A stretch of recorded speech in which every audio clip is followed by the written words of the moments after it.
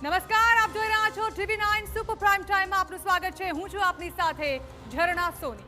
નવરાત્રી બાદ લાગી રહ્યું છે કે દિવાળીમાં પણ વરસાદ વિઘ્ન બનશે। છેલ્લા 3 દિવસ થઈ ગયા દક્ષિણ ગુજરાતના અનેક જિલ્લાઓમાં વરસાદ વરસી રહ્યો છે અને હજુ પણ આગાહી છે કે આગામી 5 દિવસ સુધી રાજ્યમાં વરસાદ થઈ શકે છે, જેમાં પણ સુરત, નવસારી અને ડાંગ જિલ્લામાં તો છેલ્લા 3 દિવસથી વરસાદ વરસી રહ્યો છે।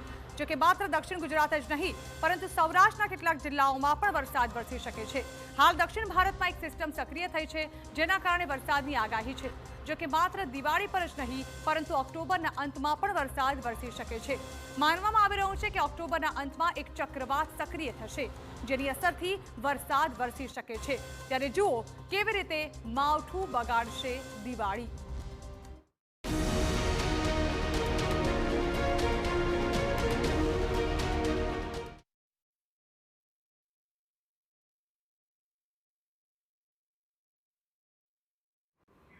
તો નવરાત્રીમાં તો માવઠાએ જે નવરાત્રી બગાડી જ હતી, પરંતુ લાગી રહ્યું છે કે દિવાળી સુધી વરસાદ જે છે તે વિદાય લેવાનું નામ નથી લઈ રહ્યો, કારણ કે હજુ પણ વરસાદી આફત જે છે તે ગુજરાતનો પીછો નથી છોડી રહી।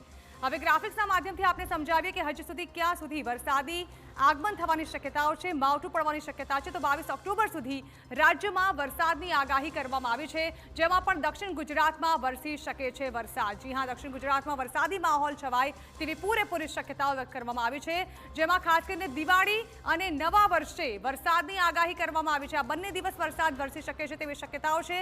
હવે તે ક્યાં વરસી શકે છે તેની વાત કરવામાં આવે તો સુરત, નવસારી અને ડાંગમાં વરસાદની આગાહી કરવામાં આવી છે, એટલે કે દક્ષિણ ગુજરાતમાં વરસાદી આફત જે છે તે નોંધાય તેવી શક્યતાઓ છે। અહીં માવઠાના એંધાણ છે, તો સાથે સાથે સૌરાષ્ટ્રમાં પણ થઈ શકે છે માવઠું। અહીં 1 ઇંચ સુધી વરસાદ વરસી શકે તેવી પરિસ્થિતિ સર્જાય તેવું હવામાન વિભાગનું કહેવું છે। એટલે નવરાત્રી બાદ હવે દિવાળીમાં પણ વરસાદની આગાહી કરવામાં આવી છે, તો દક્ષિણ ગુજરાતની દિવાળીની ઉજવણીમાં વરસાદ ભંગ નાખી શકે છે। હવામાન વિભાગની આગાહી છે કે આગામી 22 ઓક્ટોબર સુધી વરસાદ વરસી શકે છે।